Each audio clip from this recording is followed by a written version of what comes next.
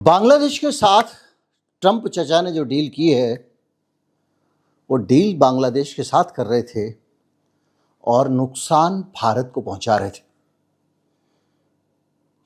उन्होंने 2-3 तरीके से भारत को नुकसान पहुंचाने की कोशिश की है और कोशिश ही नहीं की है, एक ऐसा नुकसान पहुंचाया है जिसकी भरपाई करने के लिए, विकल्प ढूंढने के लिए भारत को बहुत चने चबाने पड़ेंगे, वो भी लोहे के।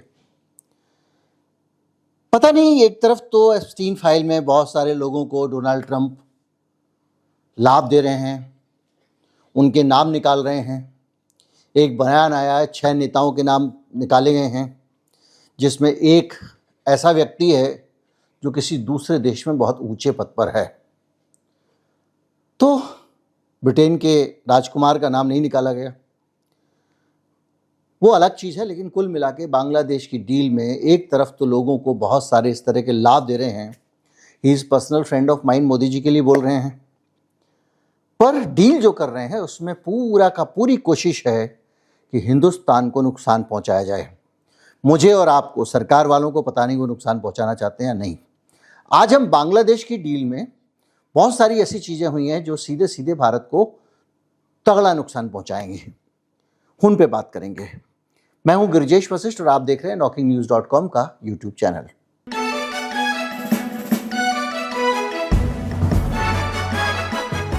देखिए, अगर आप एक संक्षेप में बांग्लादेश की डील देखना चाहें, मैं फिर कहूँगा ये डील झटपट इसलिए हो रही है क्योंकि डोनाल्ड ट्रंप जो आदमी हाथ में आ रहा है उससे ये ठप्पा लगवा ले रहा है कि अमेरिका से माल खरीदो, अमेरिका से माल खरीदो। क्योंकि ये जो जिस कानून के तहत ये टैरिफ लगाए गए थे वो कानून सुप्रीम कोर्ट में अमेरिका नहीं लगा सकता था, इस पे ट्रंप हारने वाले हैं।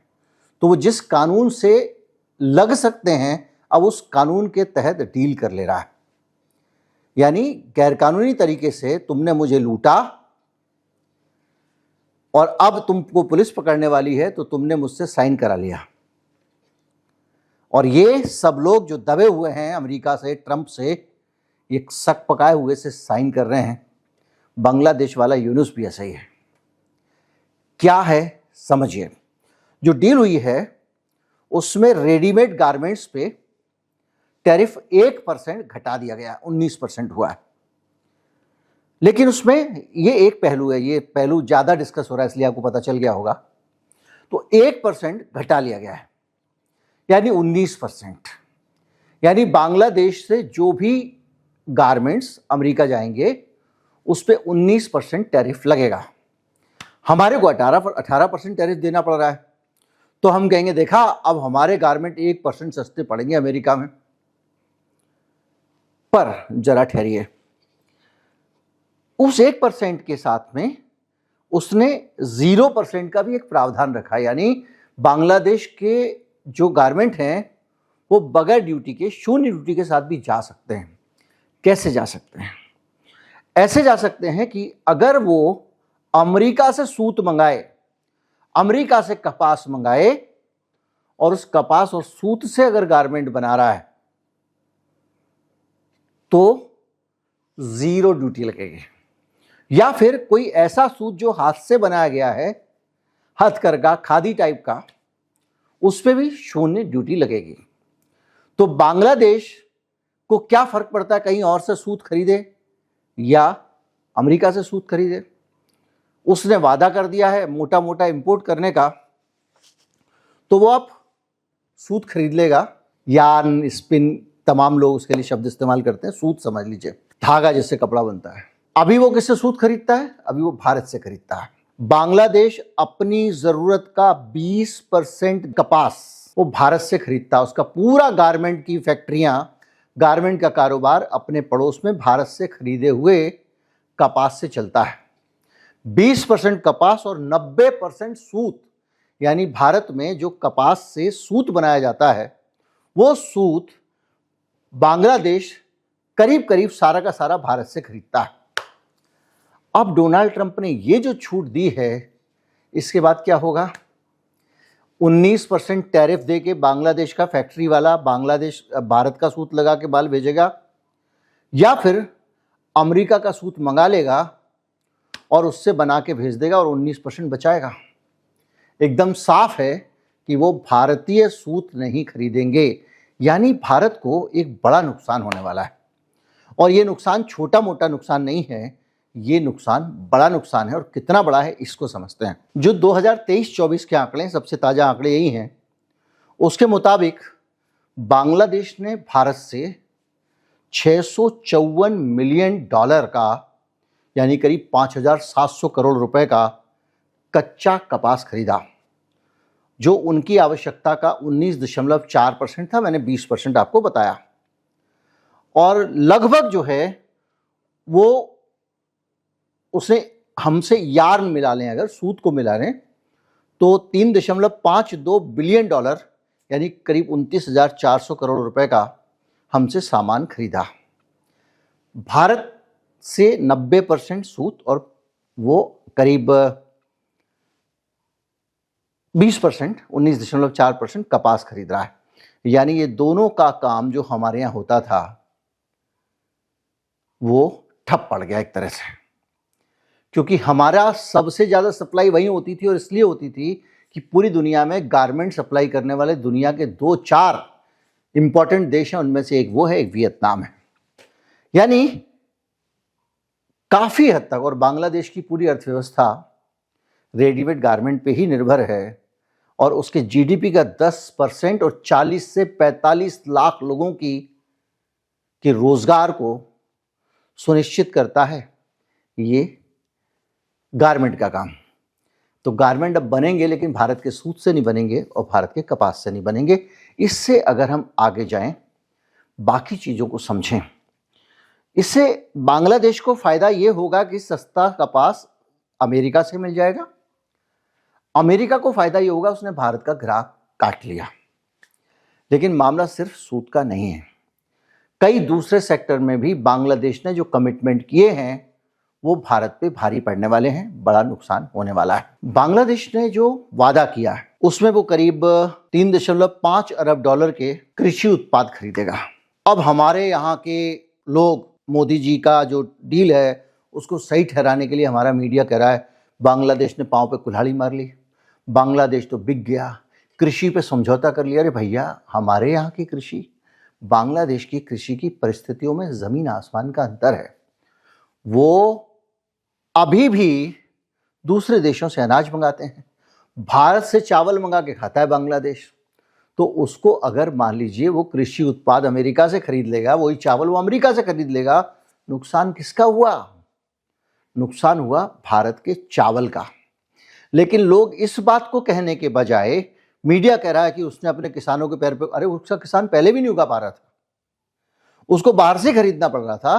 तो ग्राहक जो हमारा एक भारत का ग्राहक था, वो ग्राहक कट के अमेरिका के पास चला गया, और करीब 29,400 करोड़ रुपए के कृषि उत्पाद अब वो अमेरिका से खरीदेगा। $15 अरब के आसपास वो ऊर्जा खरीदेगा, सिर्फ 15 साल के अंदर।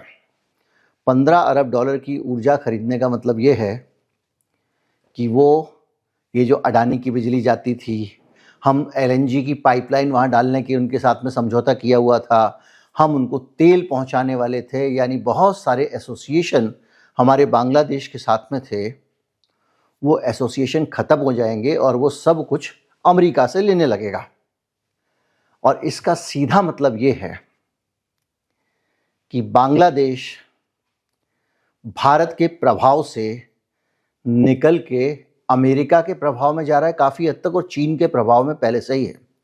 तो जो हमने उसके साथ दोस्ती बना के रखी थी, जिस तरह से हमारा उसके साथ रिश्ता था, जिस तरह से हमने बहुत सारी चीज़ें दे के उसको अपना दोस्त बना के रखा था, अब वो हमारे हाथ से निकल जा रहे हैं। हमारा ग्राहक तो गया गया, अब दोस्त की निर्भरता भी हमारे ऊपर से चली गई है। हालांकि इससे बांग्लादेश को भी नुकसान होने वाला है, उसको हम समझेंगे, लेकिन असल दिक्कत भारत के लिए होने वाली है। और सबसे बड़ी बात, वो करीब 25 बोइंग के विमान खरीदेगा अमेरिका से। आप सोचिए, बोइंग के विमान का जब हादसा हुआ था अहमदाबाद में, उसके बाद मैंने आपको कहा था कि इसका कुछ नहीं बिगड़ा कंपनी का, क्योंकि इसके सिर पे ट्रंप है, और ट्रंप जिनके सिर पे है वो कम से कम बोइंग के ऊपर हाथ नहीं डाल सकते। सीधे अमेरिका बोइंग के लिए डील करवाता है, और बोइंग विमान खरीदने जा रहा है बांग्लादेश करीब 25 कम से कम 14 तो खरीदेगा ही खरीदेगा। अब उसे इतने विमान क्यों चाहिए? निश्चित तौर पे वो अपने यहां पर खुद का एविएशन का स्ट्रक्चर खड़ा करना चाहता है, और ये एविएशन का स्ट्रक्चर अगर आपने ध्यान से अखबार पढ़े हो पिछले दिनों, तो उसको पाकिस्तान से कनेक्ट करने में मदद करेगा। यानी जो अंग्रेज बीज बो के गए थे, हमारे एक तरफ पाकिस्तान का एक हिस्सा, दूसरी तरफ दूसरा हिस्सा, ऊपर वो कश्मीर में राजा हरि सिंह को छोड़ गए थे और उसको पाकिस्तान ने कबाइलियों के नाम पे कब्जा करने की कोशिश की थी। यानी 3-4 जगह से हमको घेर गए थे पाकिस्तान से, वो किसी तरह तोड़ा गया, इंदिरा गांधी ने उसको तोड़ा, एक तरह से मुक्त किया। अब दोबारा से दोनों तरफ से पाकिस्तान बांग्लादेश दोस्त बन के घेर रहे हैं, अलग एंटिटी ज़रूर हैं। और ये जो एविएशन का मामला है, इससे भारत को और भी नुकसान होगा, और वो नुकसान ये होगा कि हमारे अपने विमान, हमारा अपना एविएशन चला जाएगा। भारत का जितना ऊर्जा का ग्राहक था बांग्लादेश बड़ा, वो अमेरिका ने छीन लिया। इसके साथ साथ बहुत सारी चीज़ें भी हैं। बांग्लादेश अपने यहाँ के व्हीकल सेफ्टी स्टैंडर्ड को बदलेगा, FDA सर्टिफिकेशन को मान्यता देगा। मतलब सीधे अमेरिका से जो दवाएं आएंगी, मेडिसिन आएंगी, दूसरी चीज़ें आएंगी, और वहाँ पर जो वाहन आएंगे अमेरिका से, उनको खुली छीट होगी। क्योंकि अभी तक बांग्लादेश ने ऐसे नियम बनाए थे जिसमें कुछ ना कुछ वो लेकुना निकाल के उनका नहीं खरीदते थे। लेकिन उन्होंने वहाँ पर किसकी सरकार आ गई है? जेबी सरकार, पॉकेट गवर्नमेंट अमेरिका की। तो अभी तक बांग्लादेश कहाँ से वाहन खरीदता है? भारत से। सबसे ज़्यादा ऑटोमोबाइल कहाँ से आता है? भारत से। अब कहाँ से खरीदेगा? अमेरिका से। तो आप सोचिए कि इस एक डील से भारत को कितने सेक्टर में नुकसान पहुंचाया है ट्रंप ने, और इन लोगों ने जो बांग्लादेश में बैठे हैं। यानी कुल मिला के एक बेहद घटिया तरीके से हमको घेरा गया है। और इसके साथ साथ वो बहुत सारे प्रतिबंध और निरीक्षण नियमों में ढील भी दे रहा है। यानी वो वहाँ पर आकर उसको देख सकते हैं, कर सकते हैं क्या होने वाला है। कुछ चीज़ें आप समझ गए। बांग्लादेश अब भारत से ऊर्जा के मामले में जो करीब 1,26,000 करोड़ रुपए के ऊर्जा उत्पाद, क्रूड तेल, LNG वगैरह हैं, वो खरीदता था, अब वो अमेरिका से खरीदेगा। एनर्जी इंटरडिपेंडेंस से दूर हो जाएगा। हमारी एनर्जी के मामले में जो उनके ऊपर डिपेंडेंस थी, हमारा जो गोड्डा में प्लांट लगा हुआ है अडानी जी का, जिसके ज़रिए ये वहाँ पे तार डाल के बिजली बेचा करते थे, उसकी जगह वो अमेरिका से बिजली लेंगे, अमेरिका से LNG के कॉन्ट्रैक्ट लेंगे, और साथ साथ बिजली grid, pipeline, regional energy hub, इस सब पे पाकिस्तान के ऊपर, बांग्लादेश के ऊपर खासतौर पे जो हमारी पकड़ थी वो धीमी हो जाएगी। तो मतलब की बात ये है कि इससे डील की है बांग्लादेश ने, नुकसान हुआ है भारत का, और लोग उसको मूर्खता बता रहे हैं। उसने अपना फायदा कर लिया, उसने 0% टैरिफ करा लिया उस धंधे पे, उस काम पे, रेडीमेड गारमेंट पे, जो उसका मेन धंधा है। और जो दूसरी जगह से चीजें खरीदता था, उस चीज को उसने कहा ठीक है हम अमेरिका से खरीद लेंगे, हमारा क्या जाता है। ट्रम्प भी खुश। तो उसने दिमाग लगाया। लेकिन ये बांग्लादेश के लिए भी कोई बहुत अच्छी डील नहीं है। देखिए, बांग्लादेश के जो किसान हैं, वो अमेरिका का सस्ता माल आएगा तो उससे दाम में पिछड़ेंगे, क्योंकि वहाँ पे बहुत ज़्यादा तकनीक के इस्तेमाल से खेती होती है। इसके अलावा डॉलर में भुगतान करेगा बांग्लादेश, निश्चित तौर पे जो भी माल आएगा डॉलर में खरीदेगा। यार्न भी आएगा तो डॉलर में खरीदेगा। तो बांग्लादेश की मुद्रा का क्या हाल हो जाएगा, इसकी आप कल्पना कर लो।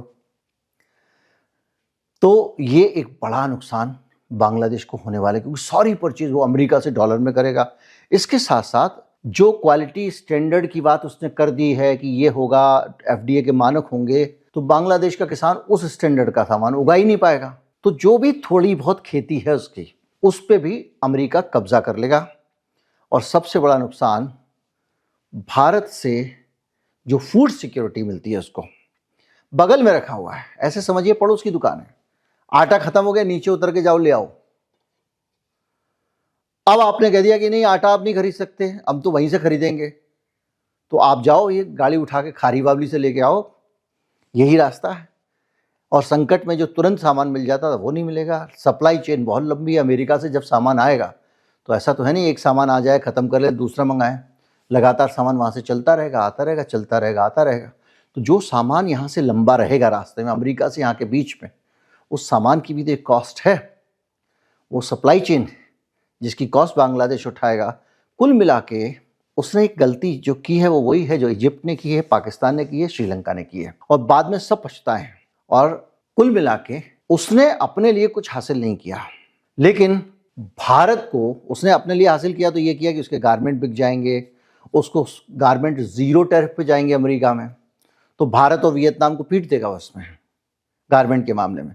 भारत के गारमेंट वाले कहाँ जाएंगे पता नहीं। हमने अभी जीएम कपास शुरू की है, जेनेटिकली मॉडिफाइड, कुछ समय हो गया, तो हमारे पास तो खूब कपास हो रही है। वो कपास कौन खरीदेगा, हमारा सूत कौन खरीदेगा? तो ये कारखाने तो बंद पड़ जाएंगे एनर्जी के सेक्टर में। तो कुल मिला के भारत का एक ग्राहक अच्छा खासा जो खूब मोटी कमाई करता था वो अमेरिका ने छीन लिया। और हम एक तरह से देखें तो हम इस बांग्लादेश की डील को बार बार भले ही कह रहे हैं कि भारत के लाभ में, भारत के हित में है, लेकिन ये भारत के हित में नहीं दिखती है। भारत को इससे नुकसान ही नुकसान होने वाला है। दूसरे नंबर पर कुछ नुकसान होगा तो बांग्लादेश को थोड़ा बहुत होगा, लेकिन सबसे ज़्यादा फायदा अमेरिका उठा के ले गया। और बांग्लादेश ने फायदा ये उठा लिया कि उसने अपना जो मेन गारमेंट इंडस्ट्री थी उसके लिए अमेरिका का बाजार फ्री में हासिल कर दिया। नमस्कार, जय हिंद।